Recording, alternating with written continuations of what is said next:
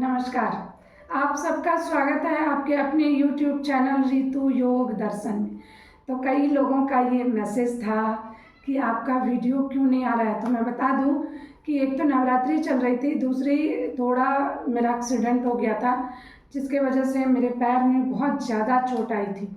माता रानी की कृपा थी, टूटा फूटा नहीं, बट चोट आई तो दर्द तो होगा, सूजन थी थोड़ी, बट मैं बिल्कुल ठीक हूँ। और थोड़ी सी घुटने में थोड़ा सा सूजन अभी है, लेकिन उतना भी नहीं है कि मुझे कोई परेशानी हो।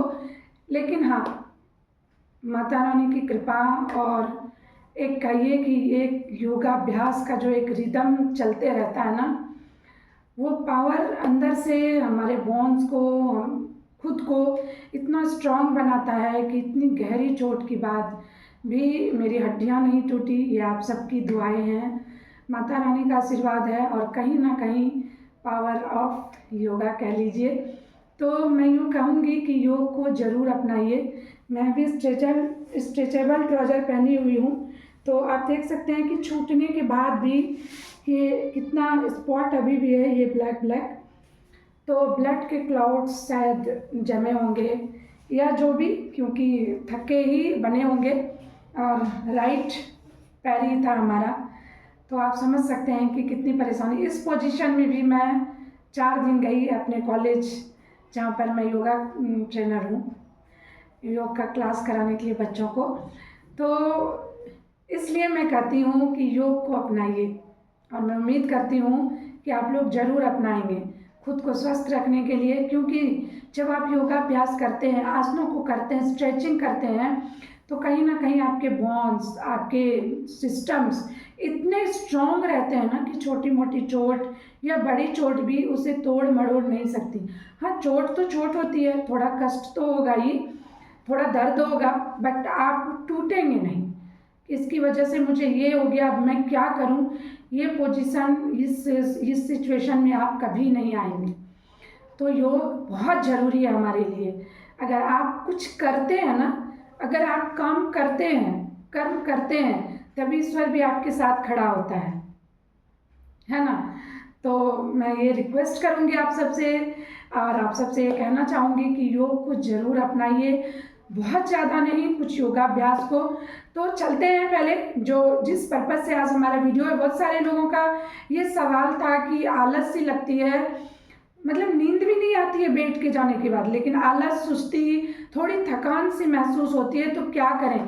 देखिए, अगर आपके पास समय है तो आप कुछ आसनों को करेंगे, अगर समय नहीं है तो ये 3 प्राणायाम आपके थकान, आपकी सुस्ती, आपके आलस, आपकी अनिद्रा को दूर कर सकती है। उसमें सबसे पहले प्राणायाम को मैं रखूँगी जो अनुलोम विलोम। अनुलोम विलोम ऐसा प्राणायाम है ना कि सब कर सकते हैं, सब जानते भी हैं, लेकिन एक सीक्वेंस वाइज अगर आप नहीं कर सकते तो कम से कम 3 से 4 मिनट प्रॉपरली मॉर्निंग टाइम, जब आप उठते हैं वही आपके लिए मॉर्निंग। अगर 7 बजे, 6 बजे, 5 बजे जब आप उठ जाते हैं तो फ्रेश होके, थोड़ी अगर छत है, बालकनी है या आसपास कोई गार्डन है, खुली हवा में एकदम स्ट्रेट इस तरह से बैठिए।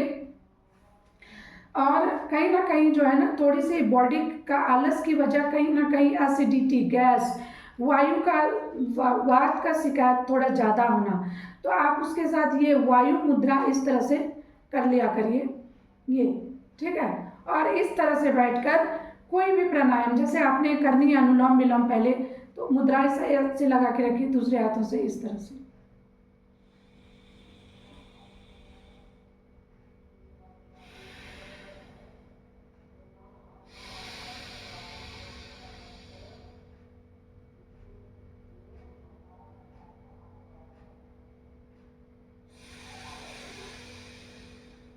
इस तरह से। तो आलस, थकान, सुस्ती को दूर करने के लिए आप अनुलोम विलोम कैसे करें, ये भी एक प्रश्न होता है। अनुलोम विलोम जैसे कर रहे हैं वैसे ही करना है, बट आपको अपने सांसों पे फोकस करना है। सांसों पे फोकस ध्यान इसलिए देना है कि आपने जिस रेशियो में खींचा उसी रेशियो में उसे बाहर निकलने हैं। अगर आपने 5 सेकंड खींचने की कैपेसिटी है तो आपको 5 सेकंड बाहर निकालने की भी कैपेसिटी को डेवलप करनी होगी।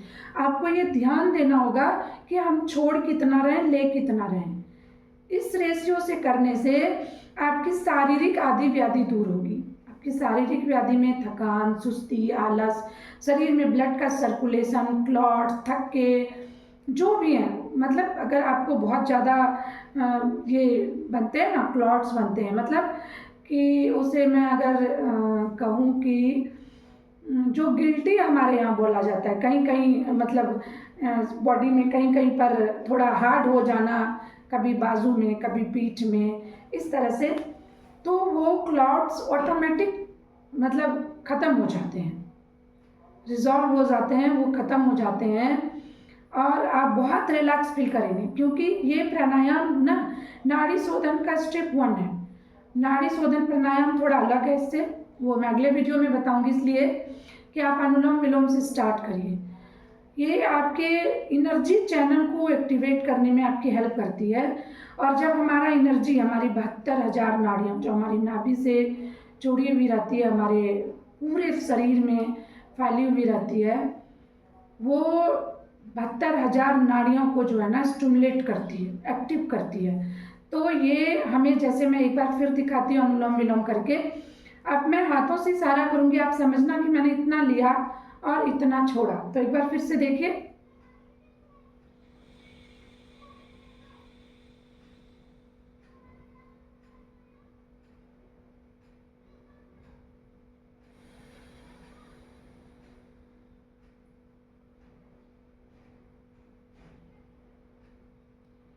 मैंने 10 सेकंड लिया और 10 काउंट तक छोड़ा, मतलब कि मैंने 10 लेने की कोशिश की और 10 तक छोड़ने की भी कोशिश की, कोशिश नहीं की बल्कि ली भी और छोड़ी भी। आपको भी पूरा फोकस करना है कि मैंने 5 सेकंड लिया, ओके, फिर मैं 5 सेकंड तक ही छोड़ूंगी। छोड़ने में, सांसों को बाहर फेंकने में कोई कोताही नहीं करनी है। इससे आपकी एक और चीज़ें डेवलप होंगी, बॉडी में जो परेशानी है, आलस है, साइनस की प्रॉब्लम है, माइग्रेन है, सर दर्द है, वो तो दूर होगी ही होगी। दूसरी चीज़ और क्या डेवलप होने वाली है ना, कि आपका ध्यान, आपकी एकाग्रता बढ़ेगी। क्यों? आँख है बंद, आप कहाँ फोकस कर रहे हैं? अपने सांसों पे। फिर धीरे धीरे जब कई लोगों को ये परेशानियाँ होती है ना, आँख बंद करो, दुनिया की कई बातें चलचित्र की तरह चलने लगती है। लेकिन जब आप इस तरह से प्रैक्टिस करेंगे ना, आपका माइंड भी रिलैक्स होगा और आपका ध्यान, आपकी एकाग्रता, आपका फोकस, आपका कंसंट्रेशन भी डेवलप होगा। ठीक है, तो ये एक प्राणायाम होगा। दूसरा, आपके आलस्य को दूर भगाने के लिए, अगर आपको गैस बनती है, एसिडिटी है, कहीं ना कहीं थकान सी महसूस होती है, तो भस्त्रिका प्राणायाम बहुत ही इम्पोर्टेंट है उसके लिए। तो इस तरह से बैठे सीधा, लंबी गहरी सांस खींचेंगे, देखिए,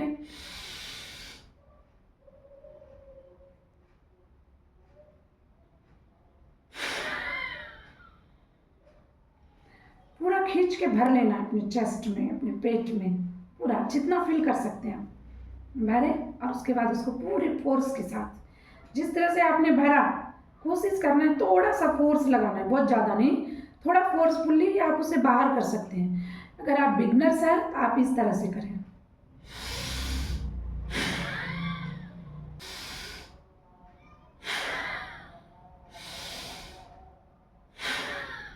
इस तरह से।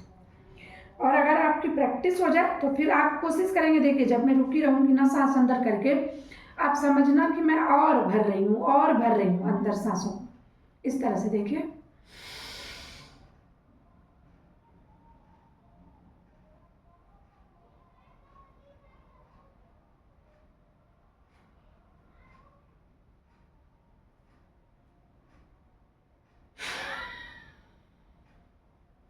इस तरह से जब आप इस तरह से ठंड के मौसम में भी, मैं आपको बता दूं, आप बैठकर 15 से 20 बार अगर इस प्राणायाम को कर लेंगे ना, आपकी बॉडी में इतनी फुर्ती हो जाएगी, आपका मन करेगा कि मैं और अभ्यास करूं और मैं योगासना करूं और भी अभ्यासों को करूं।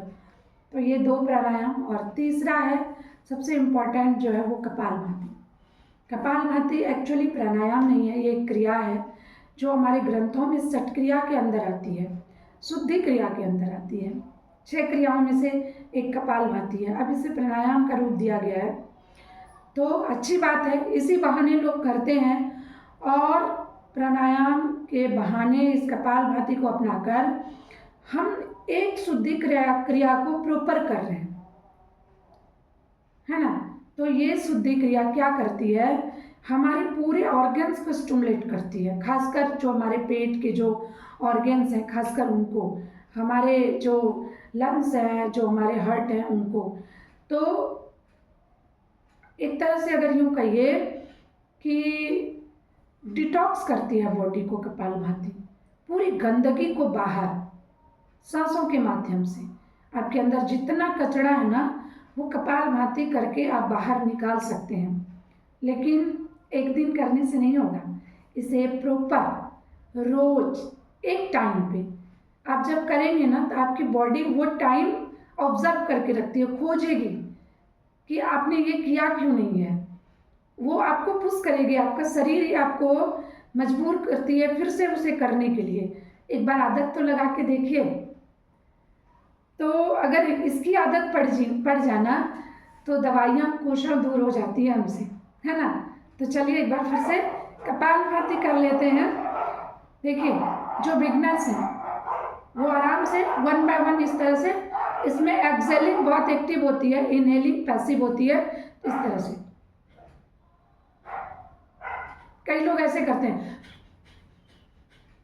ऐसे नहीं करना है, बहुत आराम से आदत डालिए। तो बहुत आराम से करना है, देखिए इस तरह से।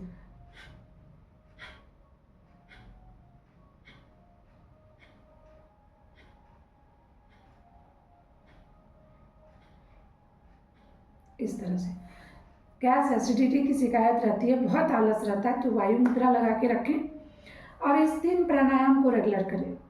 आपकी थकान, आपकी सुस्ती, आपका आलस, आपकी अनिद्रा, आपका तनाव सब दूर होगा। तो आज के वीडियो में इतना ही, फिर मिलते हैं अगले वीडियो में और अच्छी जानकारी और अच्छे अभ्यासों के साथ। तब तक के लिए धन्यवाद।